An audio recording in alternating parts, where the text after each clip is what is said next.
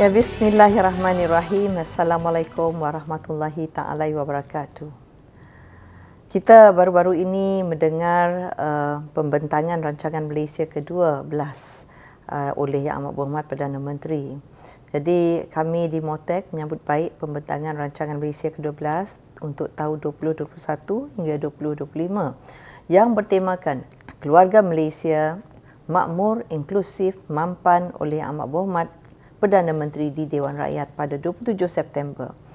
Seiring dengan tumpuan untuk mengembalikan sektor ekonomi negara yang digagaskan oleh Yang Amat Berhormat Perdana Menteri, MOTEK akan memastikan hasrat kerajaan untuk membina ketahanan dan daya saing serta memanfaatkan penerima gunaan teknologi termaju, pendigitalan dan keupayaan khusus yang melibatkan pemain-pemain industri pelancongan menjadi salah satu daripada 8 industri yang dinyatakan sebagai industri pemangkin pertumbuhan ekonomi negara.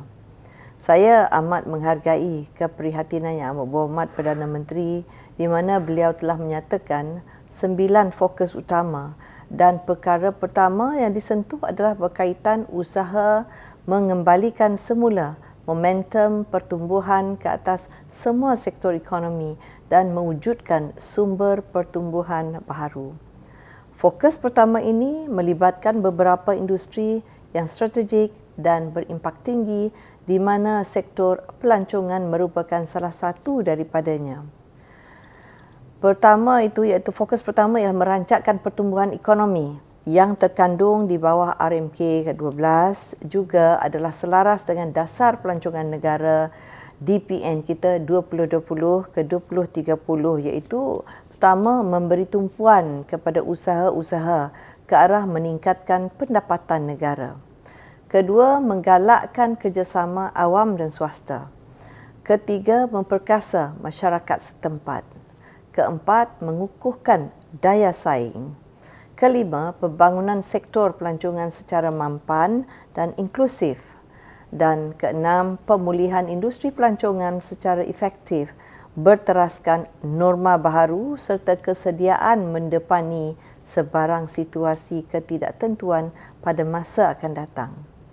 Bagi mencapai fokus pertama itu juga, MOTEK akan bertindak dengan lebih kreatif dan meneruskan kerjasama erat dengan semua kerajaan negeri. Kerajaan negeri boleh mencadangkan produk-produk pelancongan baharu untuk diketengahkan. MOTEK menyambut cadangan tersebut dengan menambah baik produk-produk tersebut seterusnya mempromosi sehingga ke persada antarabangsa. Kerjasama sebegini boleh membawa kepada potensi ekonomi untuk dioptimumkan. Bagi mencapai fokus lain iaitu fokus kelima iaitu membasmi kemiskinan tegar dan merapatkan jurang pendapatan.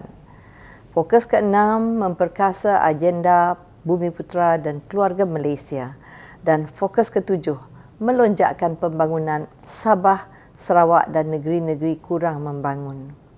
MOTEK akan memastikan rantaian sektor ini membuka lebih banyak peluang pekerjaan yang bukan sahaja ditumpukan kepada kumpulan B40 semata-mata, malah menganjakkan lagi taraf hidup kumpulan M40.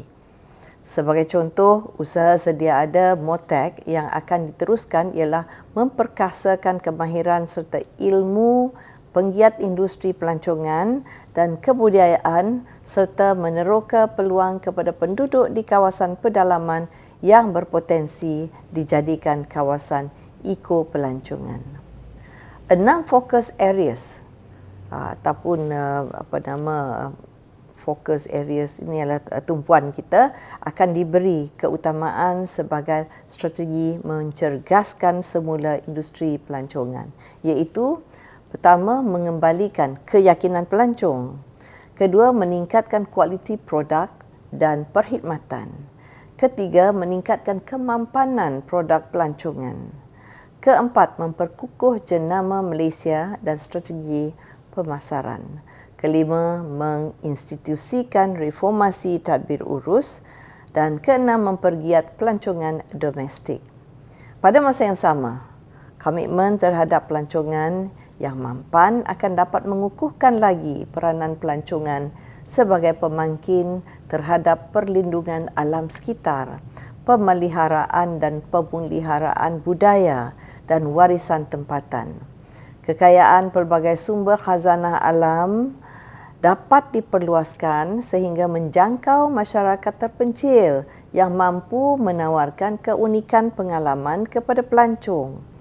Ciri-ciri ini berupaya menjadikan Malaysia sebagai destinasi ekopelancongan pilihan dunia. Usaha ini juga adalah selaras dengan komitmen negara terhadap agenda Wawasan Kemakmuran Bersama 2030 dan 17 Matlamat Pembangunan Lestari atau Sustainable Development Goals (SDGs) di bawah Pertubuhan Bangsa-Bangsa Bersatu. Kami menyahut cabaran untuk mencapai sasaran ketibaan 24.3 juta pelancong antarabangsa dengan pendapatan berjumlah 73 bilion ringgit pada tahun 2025 bagi pelancongan antarabangsa dan sasaran pendapatan sebanyak 100 bilion ringgit pada tahun 2025 bagi pelancongan domestik.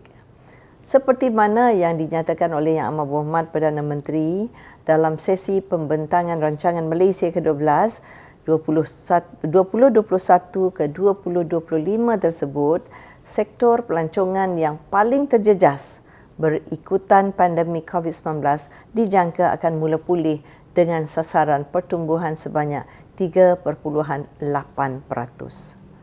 MOTAC melalui semua agensinya akan memastikan usaha yang lebih agresif dapat dijalankan bagi mempromosikan Malaysia sebagai destinasi pilihan untuk pelancongan.